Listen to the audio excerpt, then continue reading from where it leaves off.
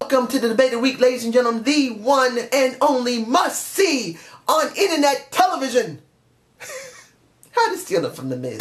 Look, Michael Mizbin has been in the WWE since the mid-2000s.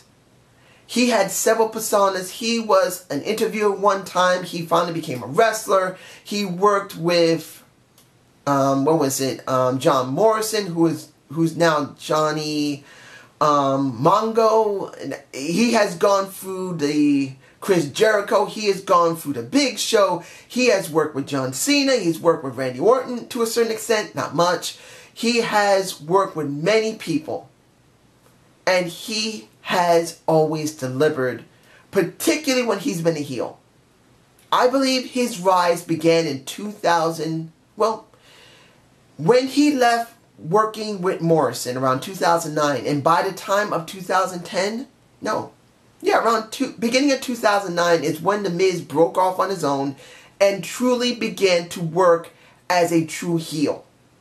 Because before that, he was working with John Morrison around 2008, 2007. But by 2009, I think the beginning to almost the middle of 2009 is when he began his rise.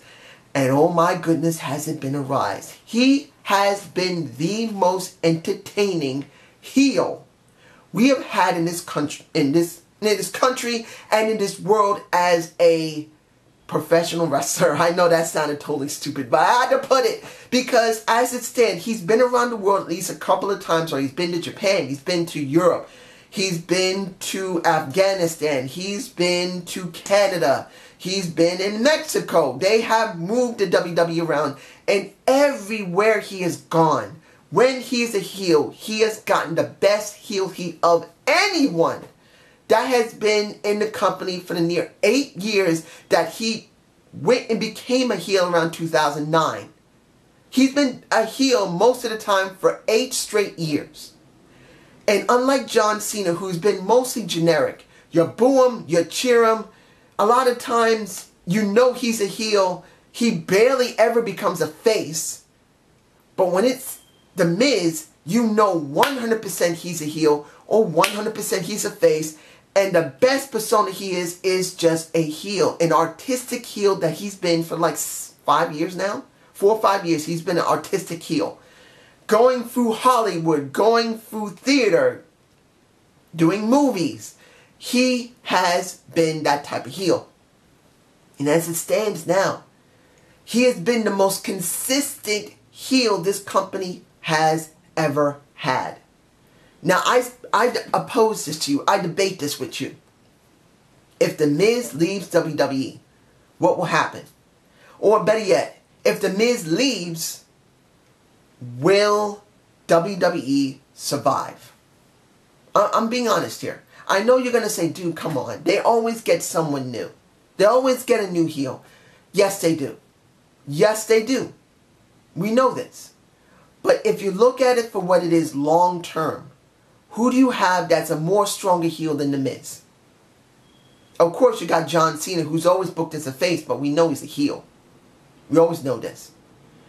You can finally turn Roman Reigns heel, and he will have the most highest amount of heat you ever got. But it's only because of how he was booked, not because of how he has been performing as a heel. It's because of his booking he's a heel, that he's despised and hated. It isn't because he actually made it totally his performance. You got Dean Ambrose who could turn heel, but he's not that highly entertaining, not that strong. You got Chris Jericho who's a great heel, but you want to cheer him more than you want to boo him. That's the truth. Big Show, when he turns heel or face, is very generic. The only thing he has over everybody is size. They got Braun Strowman, who's not a heel, he's a monster. There's a difference between being a heel and a monster. I know you're going to say, what, there isn't a difference. There is. He's doing it through his performance in the ring. The Miz is not doing it just in the performance in the ring. He's doing it with his charisma. He's doing it with his ring work. He's doing it with his speaking ability, his mic skills. So when it comes down to it, as an all-around wrestler, he has more than just a monster. A monster heel is way different than a really great heel. I'm being honest here. Monsters come and go, but a really good heel who can really get someone over is very rare to get. Dolph Ziggler has tried being a heel, but he can never get it done because the company never pushes him properly. But when you look at The Miz, in the 8 years that he has been a heel, from 2009 until now, it's been 8 years practically, he has delivered every single time in Royal Rumble, in WrestleMania, because he pretty much won a title there against John Cena, through Hell in a Cell, through SummerSlam, through TLC, and through Survivor Series. He has generally done a great work. Now, obviously the company has dropped off on him a couple of times, and he has been a bit shitty. There's no lie about that. But you can never deny when he's on point and when the company is not acting stupid and booking him stupidly, he outperforms everybody that has been around for nearly a decade as a heel, since 2007 to now. He has outperformed every heel we've had in his ring work, in his ability to speak, in his charisma. He has outperformed them all. And everyone has always said they never liked The Miz because he went through reality television. Well, guess what? Because he went through reality television, he knows how to act in front of the camera. He knows how to speak in front of the camera. He knows exactly how to piss you off in front of the camera the way he speaks. His ring work may not be the greatest, but he's actually pretty damn good. He adapts very well. He takes bits and pieces from other people and then he incorporates it into himself. Now, I remember months ago, John Cena said he's a joke because he doesn't come up with his own material. Well, hello, John Cena, yeah, he's been himself for quite a while. But let's be honest here. You're going to be 100% honest about John Cena. I don't hate the guy completely. I just know they booked him like garbage. If you want to really get a guy over right, you book him right. And they booked him like garbage because he wanted to be garbage. He wanted to have it his own way. This is what he wanted. But let's be honest. John Cena's attitude is not much different than most. New Jack City used to do some of what he did. Years before him, he rapped. When it came to most of what he's doing, trying to be a good guy, hello, Ricky the Dragon Steamboat has always been booked as a good guy, and he wants to be like Ricky the Dragon Steamboat by my humble perspective. But he's not Ricky the Dragon. And he's not New Jack, who used to be in ECW. I'm telling you, everyone takes something from somebody and try to make it their own. Look at Randy Orton with the RKO. That's a diamond cutter from Diamond Dallas Page. He took that move from him and he ran with it and made it into something that is his own. Everyone always takes something from somebody. The Miz is no different. But I'm stating this. If The Miz left, let's say this, and I know that this will never really happen. If it does happen, it means the WWE is incredibly stupid. But let's do this scenario. Let's say this year, his contract is coming up. And let's say that he doesn't negotiate for more than what he normally gets. Let's say he's doing almost about $1 million a year. And he asks for $1.2 million. Let's say $200,000 more. And the WWE is saying, no, take $1 million. And essentially speaking, they're doing the most stupidest thing they can to themselves. Because when it comes down to it, Impact Wrestling knows that they're having a problem with the negotiations in the WWE side. So they send a message to The Miz through someone that The Miz knows that is at Impact and says, hey Miz, we're waiting to pay you $1.5 million. Come to us. Your contract's almost up. We'll pay you $1,005,000. Hell, we'll give you $2 million compared to what the WWE is doing. I know Impact doesn't have that kind of cash, even with Anthem. I'm just saying that they did not do the negotiations right with The Miz, and Impact finds out and makes a counter offer that The Miz accepts. Let's say he goes to Impact, and he, Michael Mizbin, truly is over there. What do you think will happen with the WWE without him? It's obvious. There will be only one other person that even comes close to his heel ability. And that will be Chris Jericho Y2J. Now we know, and this is the truth, Chris Jericho is nearing the end of his run in wrestling because he's nearing the time of retiring. The guy is my age or a little bit older. I think he's about 48, 47 years old. I think, no, almost 47, I believe. He's around my age. I'm 46, ladies and gentlemen. So he could be either 47 almost or nearing 48. He's up there.